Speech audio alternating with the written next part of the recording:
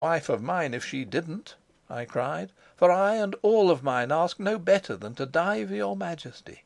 "She knows, and yet she loves me," repeated the queen. I loved to see that she seemed to find comfort in Helga's love. It is women to whom women turn, and women whom women fear. "But Helga writes no letters," said the queen. "Why, no," said I, and I smiled a grim smile. "Well, Rudolf Rassendyll never wooed my wife." She rose, saying, "Come, let us go to the palace." As she rose, Rischenheim made a quick, impulsive step towards her. "Well, my lord," said she, turning towards him, "will you also go with me?" "Lieutenant von Bernenstein will take care " I began, but I stopped. The slightest gesture of her hand silenced me. "Will you go with me?" she asked Rischenheim again. "Madam," he stammered, "madam." She waited. I waited also, although I had no great patience with him. Suddenly he fell on his knee, but he did not venture to take her hand. Of her own accord she came and stretched it out to him, saying sadly, "Ah, that by forgiving I could win forgiveness!" Rischenheim caught at her hand and kissed it.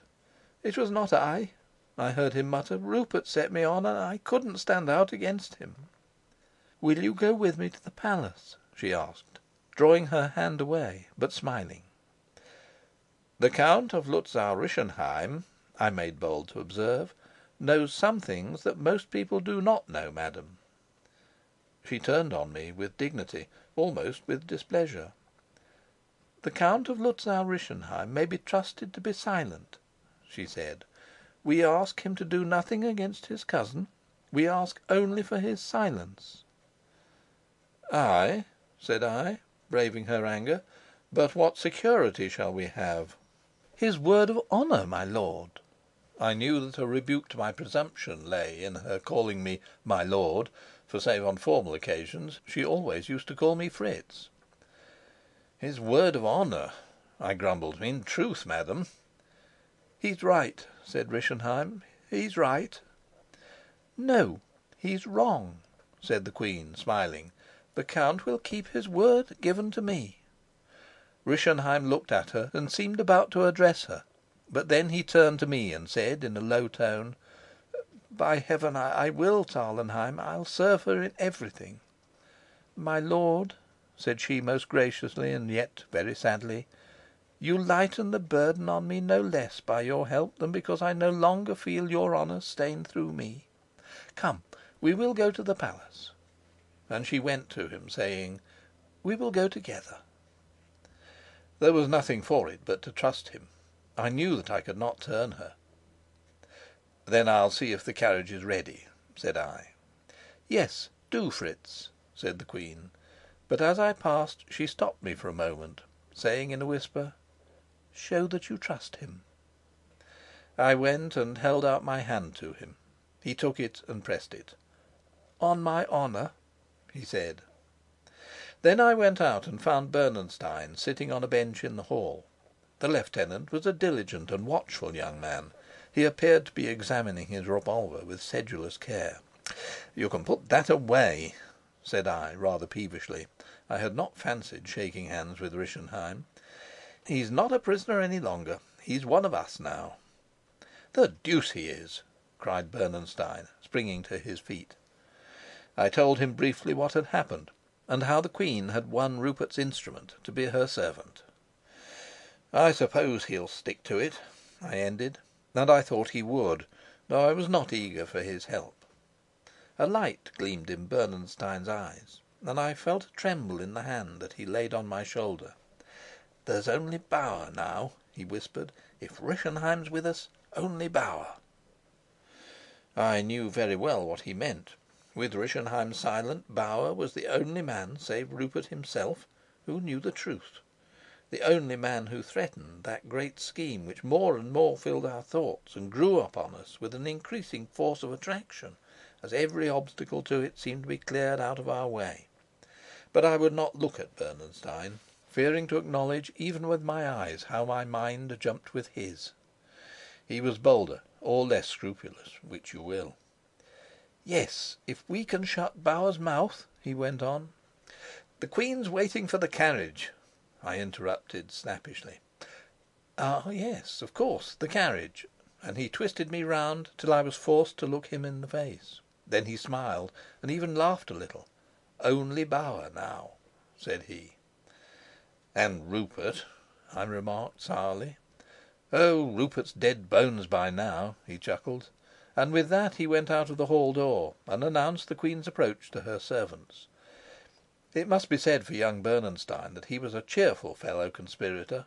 His equanimity almost matched Rudolf's own. I could not rival it myself.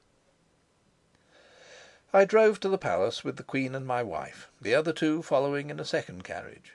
I do not know what they said to one another on the way, but Bernenstein was civil enough to his companion when I rejoined them.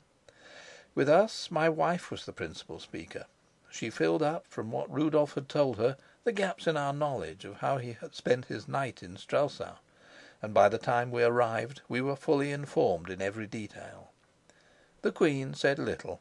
The impulse which had dictated her appeal to Rischenheim and carried her through it seemed to have died away.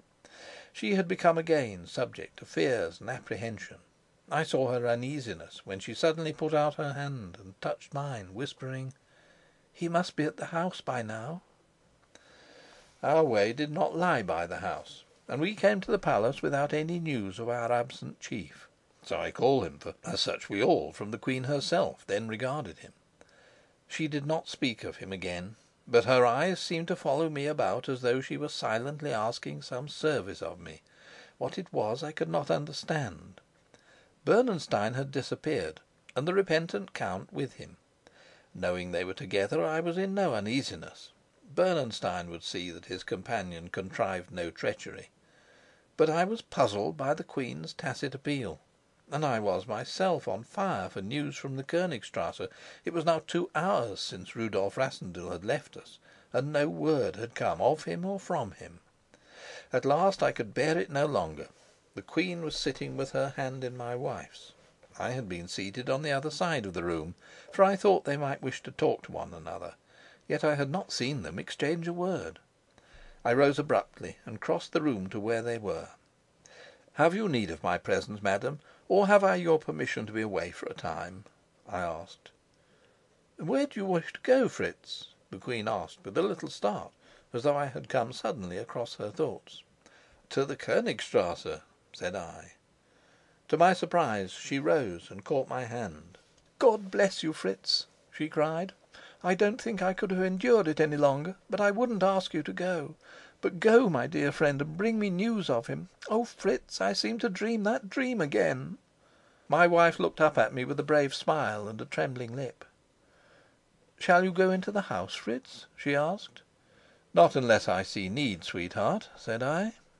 She came and kissed me.